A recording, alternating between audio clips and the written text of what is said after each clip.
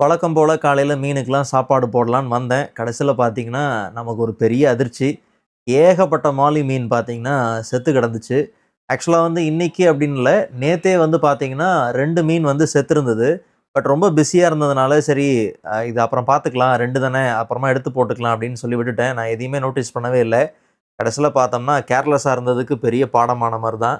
ஏன்னா, நெறைய மீன்ங்க. குட்டிலருந்து நாம கஷ்டப்பட்டு எடுத்து வளர்த்து கொண்டு வரது ஒரு பெரிய ப்ராசஸு.